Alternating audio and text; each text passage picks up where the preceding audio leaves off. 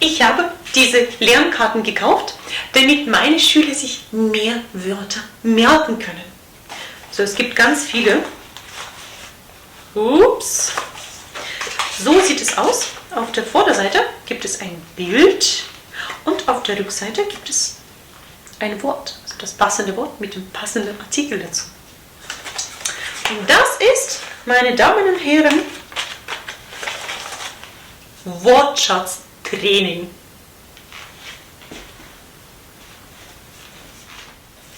Als ich ein Kind war, trug ich gerne Haarreifen.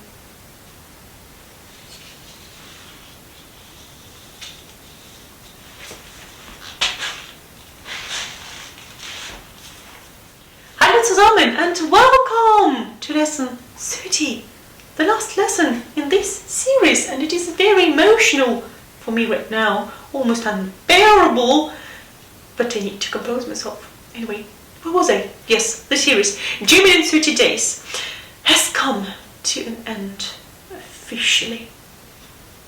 And in this lesson, the last lesson, the very last lesson, you will learn one very practical conjunction that introduces temporal subordinate clauses in German, als. You've already learned then, right? And then can be used in a conditional clause and also as a temporal conjunction. So, similar to als. Yet als is reserved for unique situations only. Okay? So, for example, when I was 7, right? Or when I was in Croatia, or when I went to New York for the first time, when I got my very first Christmas present, okay? So when you are vividly remembering a memorable situation, then you use als in German in the preterite tense, I'm afraid. And I did tell you that you've got to learn it, right? So I hope you are intrigued by this beautiful conjunction. And the second, grammatically speaking, very useful word that you will learn today is damit. And damit introduces final clauses in German. And serious learners amongst you know already a very similar construction which does the same job, which is also plus infinitive. Okay? And so, in this lesson, you will learn how to correctly use damit and als. And those two are the very last words, grammatical words in this series. Enjoy! Die Heimreise. Der letzte Tag von Yukis und Mikis Deutschlandaufenthalt ist gekommen. Sie haben ihre Koffer gepackt und sind ein bisschen traurig. Frau Glück und Tobias bringen die beiden zum Flughafen. Frau Glück, haben Sie auch nichts vergessen, Yuki? Nein, ich denke, ich habe alles eingepackt. Aber mein Koffer ist so schwer. Diese vielen Souvenirs. Der Bierkrug ist am schwersten, aber den musste ich einfach mitnehmen. Tobias, wo hast du denn dein Abschlusszeugnis? Yuki, hier im Handgepäck.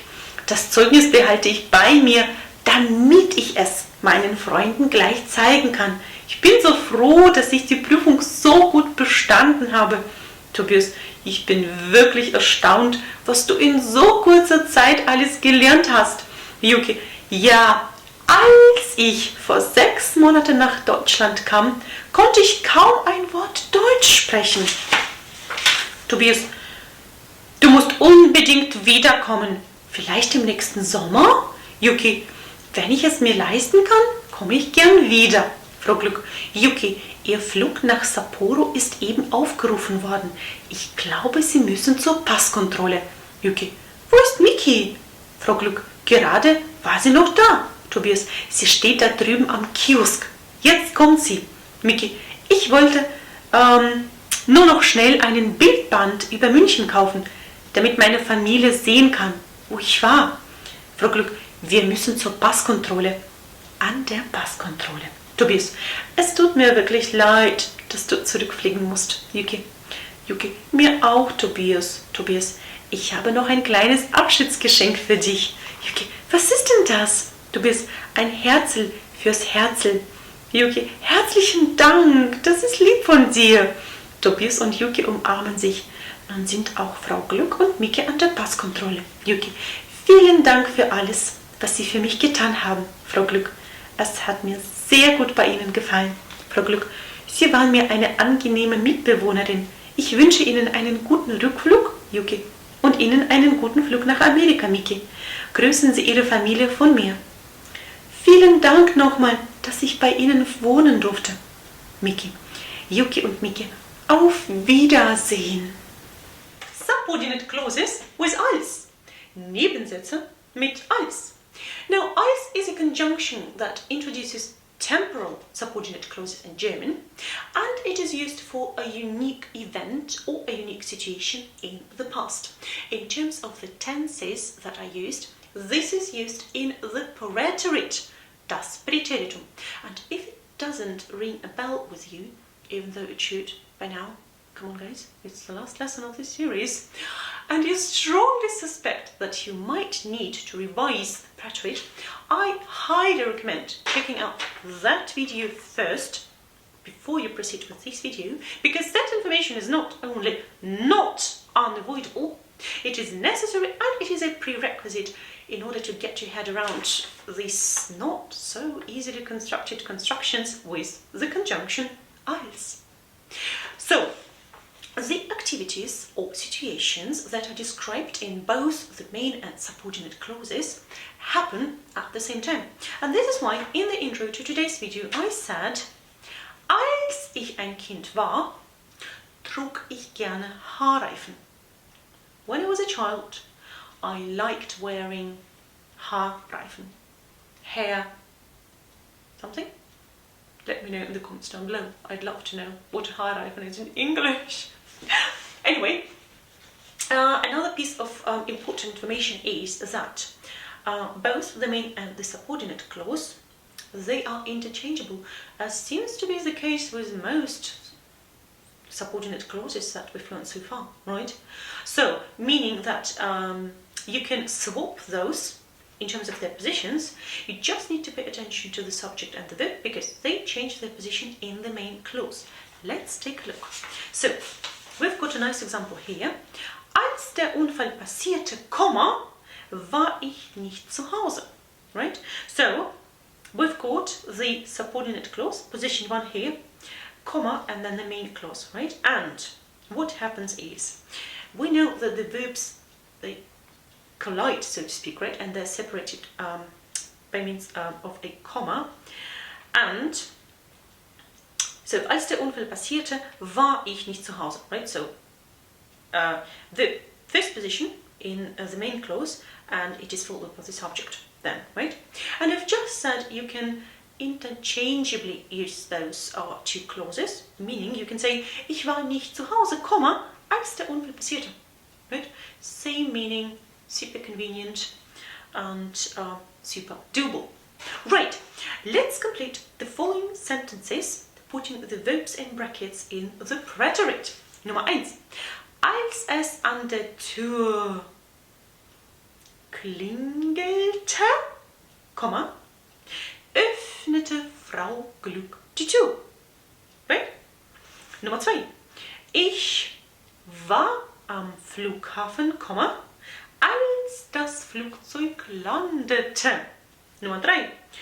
Wo wart ihr, als es regnete? Right? Nummer 4. Als der Fußgänger die Straße überquerte, kam es zu einem Unfall. Exercise number 2. Complete the sentences using modal verbs.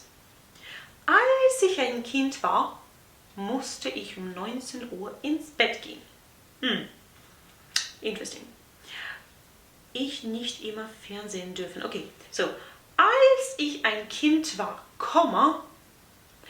durfte ich nicht immer Fernsehen. There you go. Same video. I've already announced it. Have I not? So, because we know by now that even though most verbs in German are used in the perfect, right, tense, but we've got 3 notable exceptions, right? Sein, haben, modals. So there you go. So, als ich ein Kind war, durfte ich nicht immer Fernsehen. Nummer 2. Als ich ein Kind war, wollte ich mit meinem Bruder spielen. Übrigens, ich auch. Nummer 3. Als ich ein Kind war, musste ich Karotten essen. Ich auch. Nummer 4. Als ich ein Kind war, wollte ich in den Kindergarten gehen. Ich denke, ich auch. Subordinate clauses with damit. We can do this section super briefly, guys, because what damit does, namely it describes a purpose, an objective, an aim, an intention. We've already learned a similar construction, zu plus infinitive, that does exactly the same job. Who remembers that video for your consideration? If it's got a bit rusty, check it out. It helps. And so what you can do right now is just to save damit in your mental lexicon under this subsection, zu plus infinitive or final clauses. I don't know what you've saved it under or as in your lexicon. Yeah, so they are used a bit differently, but on the whole they are like, or they act like siblings, so they both share a genetic and an environmental component, so to speak, right? So, but more to it in a second, okay? And so modal verbs that describe a purpose or an aim are omitted in the subordinate clause. So modal verbs like wollen, mögen, sollen, right? Exercise number 3. Make sentences by joining the two clauses with damit. Ich gehe heute Abend früh ins Bett. Punkt. Ich will morgen ausgeschlafen sein. So we can combine these two simple sentences, make one out of them, with a final clause introduced by means of this beautiful word damit. Okay, ich gehe heute Abend früh ins Bett, damit ich morgen ausgeschlafen bin. Nummer 1. Ich sende dir eine E-Mail, Punkt, es geht schneller. Ich sende dir eine E-Mail, damit es schneller geht. It is the most time-efficient method, is it not? Okay, Nummer 2. Ich mache die Tür zu, Punkt, du kannst dich auf deine Arbeit konzentrieren. Guter Vorschlag? Wahrscheinlich ist es etwas los draußen. Ich mache die Tür zu, damit du dich auf deine Arbeit konzentrieren kannst. So I don't have to omit kannst, right? Because it does not describe a purpose, an aim, an objective, right? Okay, Nummer 3. Yuki lernt Deutsch, Punkt. Sie kann sich um eine interessante Stelle bewerben. Again, I have a modal verb kann here, so it stays in place. Yuki lernt Deutsch, damit sie sich um eine interessante Stelle bewerben kann. Nummer 4. Maria muss früh aufstehen, sie will die U-Bahn nicht verpassen. Okay, will indicates an intention, and so I omit it, right? Maria muss früh aufstehen, damit sie die U-Bahn nicht verpasst. Okay, this is a truly historic moment, and I am about to burst into tears. Just getting very emotional because we're about to complete the very last exercise number 4 in this series, guys. Okay, complete the sentences using the following: Abflug, Visum, Abreise, stornieren, kontrollieren, abholen, Einreise, starten, Grenze. So very useful when traveling. Okay, Nummer 1. 2 Tage vor der Abreise, Departure, kann ich die Tickets im Reisebüro abholen. Nummer 2. Da sie krank war, musste sie ihren Flug stornieren. Kommt vor. Nummer 3. An der Grenze wurde ich nicht kontrolliert. Nummer 4.